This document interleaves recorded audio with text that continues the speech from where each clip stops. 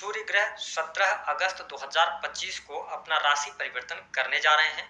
तो सूर्य के राशि परिवर्तन का प्रभाव मकर लग्न या मकर राशि वालों पर किस प्रकार से पड़ने वाला है, विस्तार से इस वीडियो में हम चर्चा करेंगे। साथ ही बताएंगे कि इस गोचर अवधि के दौरान आपको कौन से उपाय करने चाहिए, क्या कुछ घटनाएं घटित हो रही हैं, कहां पर आपको सावधानी रखनी है। तो यह वीडियो आपके लिए बहुत ही महत्वपूर्ण और खास है, आप इसे अंत तक जरूर देखें। आइए सबसे पहले ये जानते हैं कि जो यह सूर्य का गोचर हो रहा है यह कब से लेकर कब तक के लिए हो रहा है।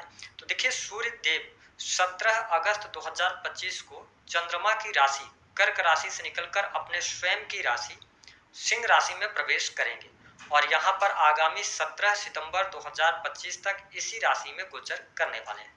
अब देखिए, हमारे ज्योतिष शास्त्र में सूर्य को उत्पत्ति का कारक ग्रह कहा गया है।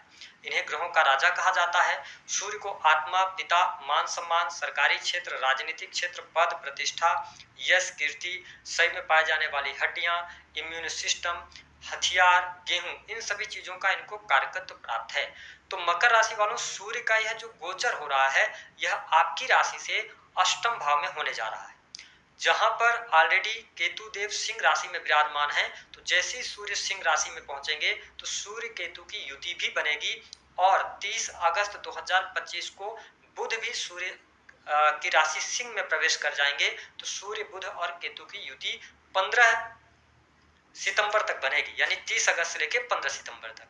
तो देखिए, अष्टम भाव में सूर्य का गोचर शास्त्र मत अनुसार बहुत अच्छा नहीं कहा जा सकता।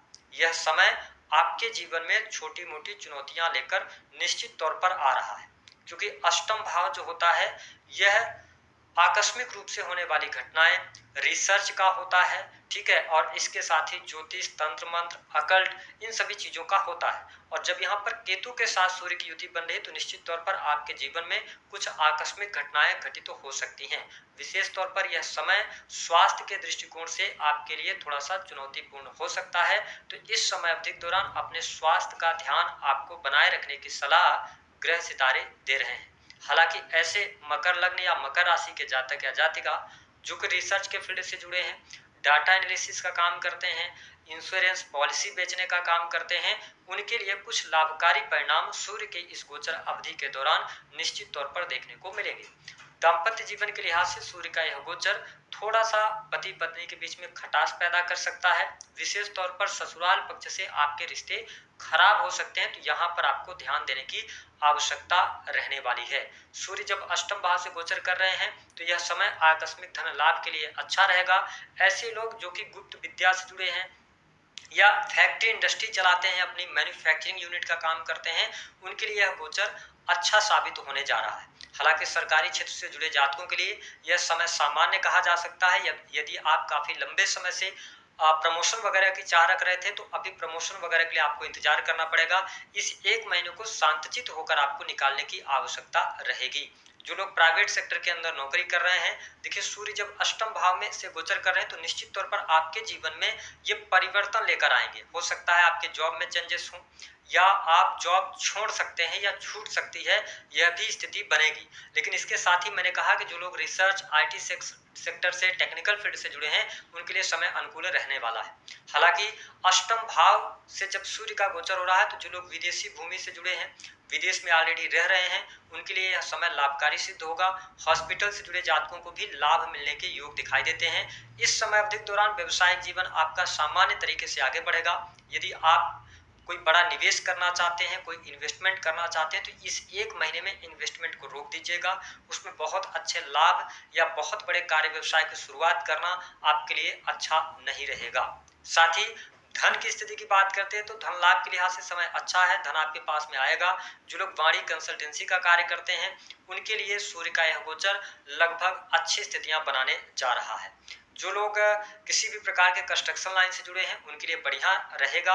इसके साथ ही सुख सुविधाओं में वृद्धि आपको निश्चित तौर पर देखने को मिलेगी। लेकिन पैतृक संपत्ति को लेकर कोई न कोई विवाद सामने आ सकता है। तो यदि पैतृक संपत्ति को लेकर कोई बातचीत हो रही है तो अपने आप को अगर आप शालीनता से रखते हैं तो ज्यादा बेहतर परिणाम मिलेंगे। इसके साथ ही घर के बड़े सदस्यों के साथ में, बुजुर्गों के साथ में आपके संबंध खराब ना हो, इस पर आपको ध्यान रखकर चलने की आवश्यकता रहने वाली है। सूर्य का यह गोचर मकर राशि वालों के लिए थोड़ा सा चुनौतीपूर्ण जरूर हो सकता है, लेकिन लाभ के दृष्टिकोण से अच्छा रहेगा। अगर आप प्राइवेट सेक्टर के अंदर या अपना स्वयं का बिजनेस व्यापार करते हैं तो आप प्रॉपर ढंग से इस एक महीने में प्लानिंग कर लीजिएगा, लेकिन आगे चल के अगर कोई निवेश करना है तो थोड़ा सा वेट कीजिएगा, और आगे जब सूर्य का राशि परिवर्तन हो जाएगा यानी कि 17 सितंबर के बाद, तो फिर आप आगे बढ़ सकते हैं और आप निवेश कर सकते हैं। मकर राशि वालों के लिए कोर्ट कचहरी आदि के मामलों में सावधानी बरतने की आवश्यकता रहेगी। इस समय अवधि के दौरान यदि आप साधना से जुड़ते हैं, ठीक है, एस्ट्रोलॉजी, अकल्ट, तंत्र मंत्र, इन सभी चीजों में आप रुचि रखते हैं, तो यह समय आपके लिए लाभकारी सिद्ध होता नजर आ रहा है।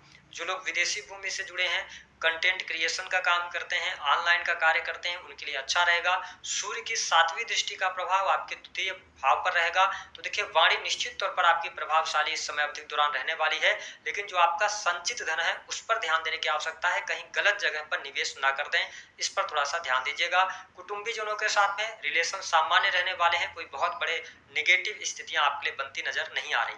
हाँ, कई बार स्वास्थ्य की वजह से मैंने बताया, या आप कोई भी कार्य कर रहे हैं तो कार्य क्षेत्र में आपका मन नहीं लगेगा, क्योंकि सूर्य देखिए आत्मा के कारक ग्रह हैं, तो ऐसी स्थिति में थोड़ा सा आप चिंतित, व्यथित नजर आ सकते हैं, तो इस समय को आपको निकालने की आवश्यकता रहेगी। मेरे हिसाब से यह गोचर बहुत अच्छा आपके लिए नहीं कहा जा सकता है।